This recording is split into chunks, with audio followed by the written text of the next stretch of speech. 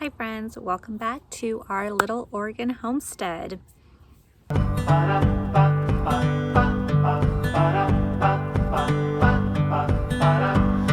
could never settle down too far away from my hometown. So I know we just did a video about how we went from city living to a country lifestyle, but today I wanted to do a quick short video just to share kind of a different perspective of that whole process. We talked about the logistics, we talked about buying and selling and kind of how we came to that point where we decided it was time for us. But I wanted to give you the perspective that was going on more internally than what everybody else saw on the outside.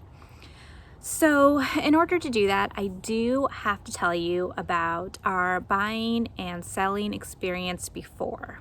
So back in 2017, we were living in a 4-bedroom, 2.5-bath house in town in a nice area, but we wanted more. We wanted more property, we wanted a new build, we wanted a little bit more outside of town. We knew we were going to have to leave the area we were in, but we didn't want to take our kids out of their schools. We wanted a lot, and that is all we were focused on. I didn't pray about it like I should. I just didn't give it to God. I focused on what I wanted, and that was pretty much it. Micah was pretty much the same way. We just kind of laid out what we wanted and didn't bother to think what God would want for us in this time. So looking back, it became super clear, super quick that might not have been, well, that definitely was not what God had planned for us or what He would have wanted for us at that time. Just to give you a few examples of some closed doors and red flags that came up, in the middle of that process, I started working for a new company and I had to be there 100% of the time for the first few months. And that made it super difficult to get away to do other stuff. In the middle of the process, Micah lost his job, and that should have been a super quick red light for us, but it wasn't. We pushed on what we wanted. We ended up having to ask his parents to co-sign with us, and we didn't even think that was going to be possible for a time just because of their own personal situation. But we ended up doing that.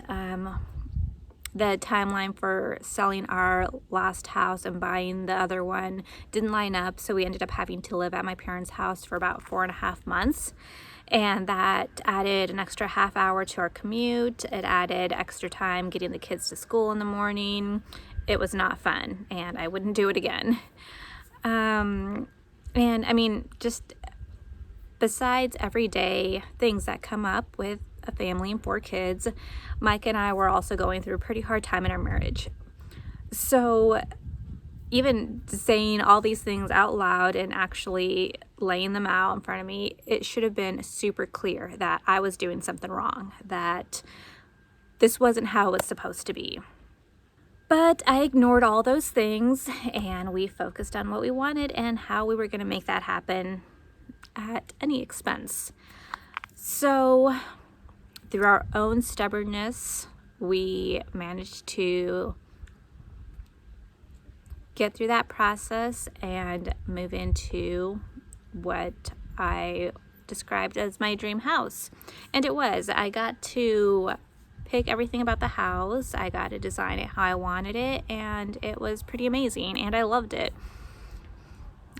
But God definitely still used that time for His purpose. He definitely still used that time to help us grow, to help us learn how to depend on Him rather than ourselves, and rather than focusing on what we want, to turn it and focus on what He would want for us.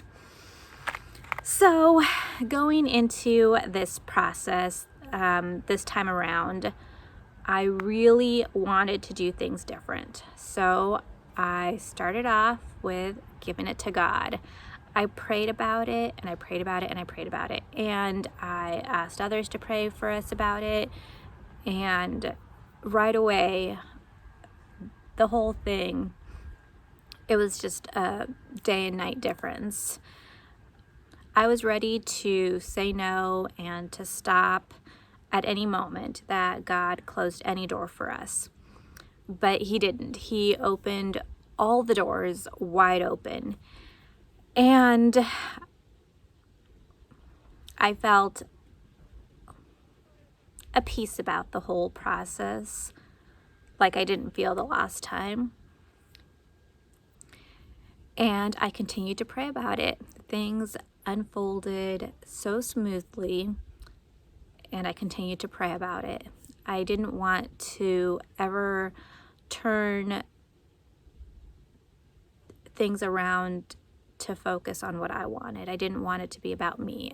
And I continued to leave it in God's hands. I didn't try to take things into my own hands.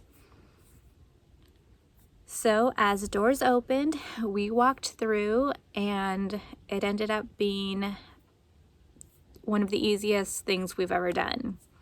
And it was quite clear that taking it to God first, that doing things His way is just a million times better than doing things our own way and doing things for our purpose versus for His purpose. So really, all this just to say,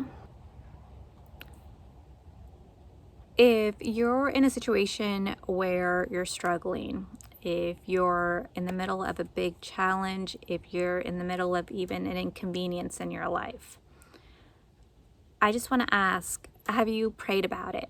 Have you given it to God? Have you placed it in His hands and refused to take it back? Have you surrendered the control you think you have over your situation? Because if you haven't, that's where I'd like to encourage you to start, because it makes an amazing difference. And what He's done for me in my life, what He did for us through this process, what He's continuing to do for us as we turn this into our home, He can do for you. And it's not just this home, this property that we're in right now. It's every aspect of our lives. He has the power to change everything about our lives if we let Him.